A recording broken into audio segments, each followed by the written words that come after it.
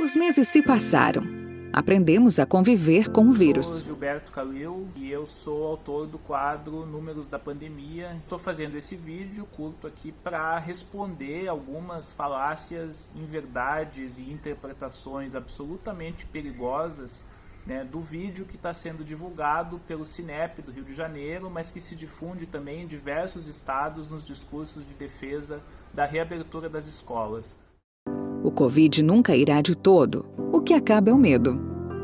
O vídeo já começa com o que talvez seja a mais perigosa de todas as falácias que vem se difundindo, que o vírus nunca irá de todo. E no Brasil, por conta da irresponsável, da absurda política que vem sendo seguida, sobretudo pelo governo federal, mas não só, a gente não consegue visualizar a possibilidade de contenção efetiva do vírus. Só que isso é falso. Hoje, dos 213 países e territórios que o Worldometers monitora, 112 tem menos de 1.000 casos ativos, 66 tem menos de 100 casos e 28 entre os 90 países que têm mais de 10 milhões de habitantes, ou seja, pensando só nos países mais populosos, 28 dentre eles têm menos de 1.000 casos ativos, o que significa a pandemia sob controle, sob contenção efetiva e com a possibilidade de monitoramento individualizado dos casos. É uma situação absolutamente distinta do que a nossa, com 556 mil casos nos últimos 14 dias. Existem 14 países do mundo que estão zerados, que não tem nenhum caso ativo. O Brasil tem 409 mortes por milhão de habitantes, o que é 5 vezes mais do que a média mundial. A China, que foi o país que teve os primeiros casos, tem hoje 3 casos por milhão de habitantes. Se o Brasil tivesse hoje 3 mortes, melhor dizendo, por milhão de habitantes, nós teríamos 600 mortes. Se não quer usar o exemplo da China por uma questão ideológica, Taiwan, que seria o oposto ideologicamente falando, tem 0,3 mortes por milhão de habitantes. Nós teríamos 60 mortes ao invés de termos 87 mil. Se a gente pegar os 15 países mais populosos do mundo, 10 dentre eles têm menos de 30 mortes por milhão de habitantes, e nós temos mais de 400. O Vietnã, que tem quase metade da população que o Brasil, não tem nenhuma morte desde o início da pandemia. Então a primeira coisa a deixar muito claro é que não se pode perder de vista que sim, existe a possibilidade de vencer a pandemia. E perder o medo não é a solução. Perder o medo só é positivo se o risco real estiver afastado. Senão o medo é absolutamente saudável para nos precaver e proteger. Hoje, sabemos lidar, tratar, nos proteger, respeitando as rotinas, as regras e os protocolos. Respeitando as rotinas, as regras e os protocolos. Quais são os protocolos universalmente defendidos pela ciência, pela Organização Mundial da Saúde, por todos aqueles que se dedicam ao processo efetivo de contenção?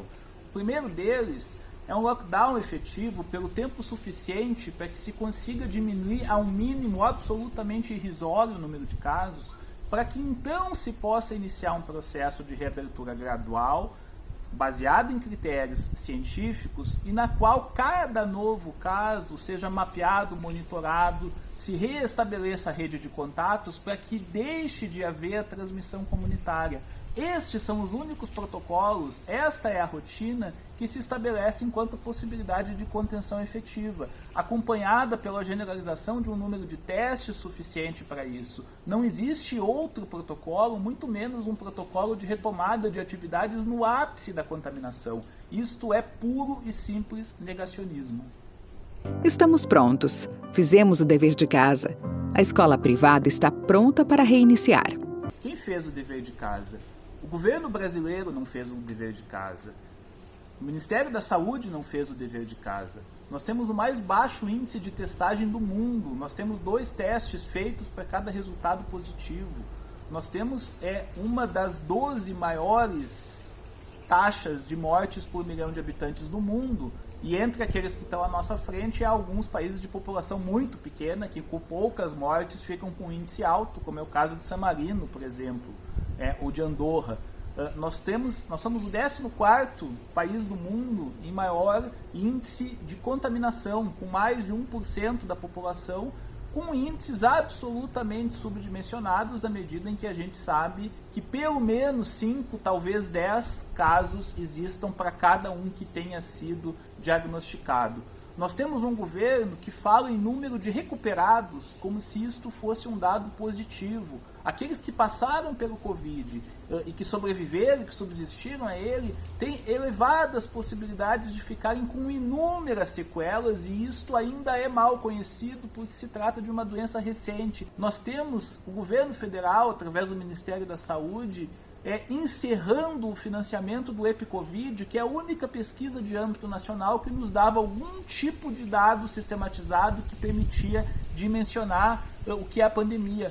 Nós temos uma população que, em grande parte, mal ensinada pelo presidente da República, baixa a máscara no pescoço, quando se sabe que encostando a máscara no pescoço, que é o local que recebe toda a carga viral que circula no ambiente, e colocando de volta, é a forma mais garantida de contaminação. Portanto, nós não fizemos coletivamente o dever de casa, e a escola não é algo separado do mundo social.